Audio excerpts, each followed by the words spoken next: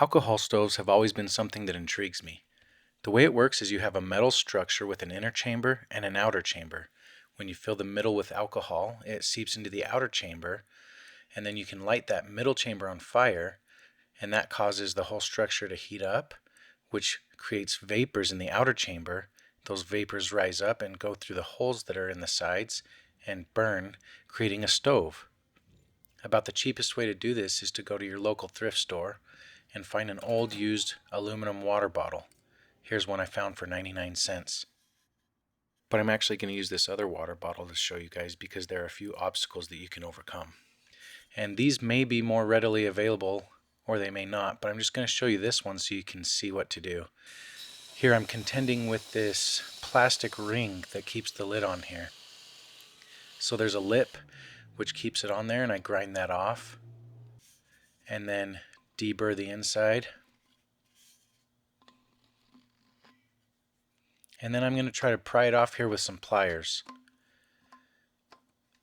But it's stuck on there pretty good, so I figure the best way to get rid of this is to apply some heat. Using my propane torch, I heat it up a little, and then with those pliers, I take it right off, and you can see it got hot, so make sure to grab the bottom of the bottle. Once the plastic is cool, you can pick any pieces off, and then I just use a knife to deburr the outside. Now you need to mark where you're going to make your cuts, and what we're going to do here is use the top of the bottle as the inner chamber and the bottom as the outer chamber. And inverted, we'll stick the top of the bottle inside the bottom. So I'm just marking where I'm going to cut it there. You can use a hacksaw or even just a hacksaw blade on its own, and that would work just fine. But seeing as I have a lot of tools, I'm going to use what I have on hand. So the hacksaw can be pretty tedious, but it will work. But I have this little Dremel cutoff wheel, and I'm going to chuck it up in my drill press. But the bottle's too tall to actually cut it that way, so I use my angle grinder to chop it in half and cut the pieces down. And you could use an angle grinder, but the angle grinder leaves a really rough edge and it's kind of hard to get a straight cut. So this is a really easy method if you have these tools. Using the cutoff wheel in your drill press, it cuts it really nice and straight, and with a little bit of patience you can get a really good cut. Make sure to wear a respirator. You see all that really fine dust coming off of here.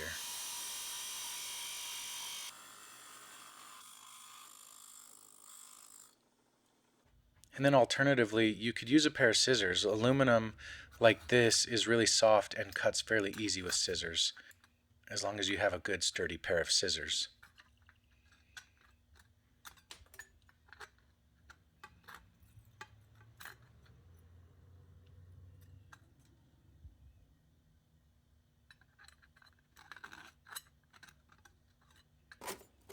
So then I just use some sandpaper to clean up the surfaces and make everything flat. And then you can deburr with a file. I use a half round file to deburr the inside,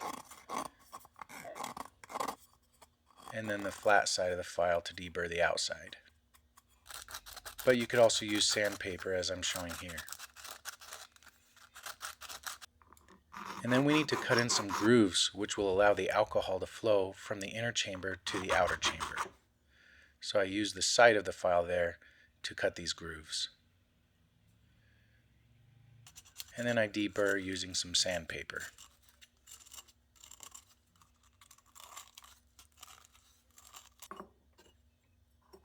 So you could just press fit these pieces together now like they are. And I had this idea that maybe if I used some heat, I could heat the outer chamber and I would fit the inner chamber inside of it, and while it was still hot, cool the outer chamber, and that it should cool and shrink down to the size of the inner chamber and have a really tight fit. But it didn't work in practice. What happened was, after heating this up, when I fit the inner chamber in and cooled it off, the outer chamber did not shrink fit.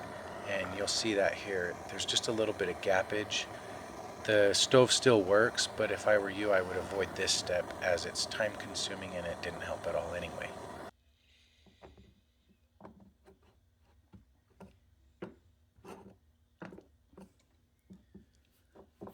So even though I cut those pieces to the same size, you can see the inner chamber protrudes a little bit, and that's just because it's sitting on top of the base of the outer chamber.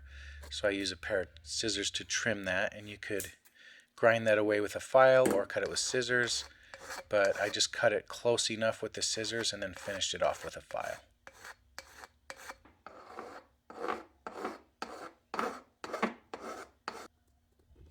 Now I'm just laying out where I'm gonna drill my holes for the jets, and I just tried to divide it evenly into 16 spaces, just first into fourths and then eighths and then sixteenths. And then I just transfer those marks down to the side here. And then you just need to determine where you can drill in without drilling through the top there. Make sure you're well down into that outer chamber wherever you mark to drill your holes. But you want it fairly close to the top of your stove. So just eyeballing it, I just held my finger and ran it along the edge to mark that, and then transferred all my marks down to that line. A cordless drill would work great for this. I have a drill press, so that's what I'm going to use. But really, if you don't have a drill, you could actually use a push pin and accomplish the same thing here. It's just a little more clean with the drill press. But if you're patient and good with your hands, you could get away with using like a fine nail or a push pin. As an optional step, I'm going to show you how you can make a primer plate which will heat the stove up a lot faster. So using your can opener and cutting the outside of the can instead of the inside, that will save that lip there, and that will hold some alcohol. And if you do it like me in a rush, it gets kind of rough. So I'm just going to clean it up with some sandpaper here. And for fuel, I'm using denatured alcohol, which is sold as fuel, but I mark the little bottle that I stored in as poison so that nobody thinks that it's something that they can drink, just to be safe, because denatured alcohol is quite toxic. So you fill some in the center chamber of your stove, and it seeps into the outer chamber as well, and then use your primer plate and put some there, and then you can use a lighter, or I used a ferro rod here to light it.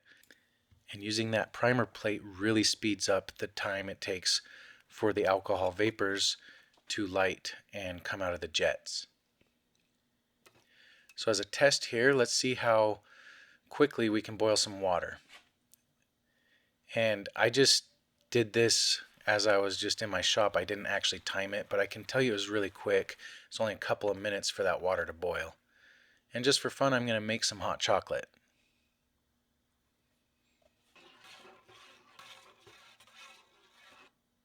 My favorite way to make hot chocolate is to add cream and hazelnut flavoring. I know alcohol stoves were really popular a few years ago, and I'm not sure how popular they are anymore. And you could buy these fairly cheap on Amazon right now, but I think it's a fun project, and hopefully you enjoyed, and try making one yourself. Thanks for watching.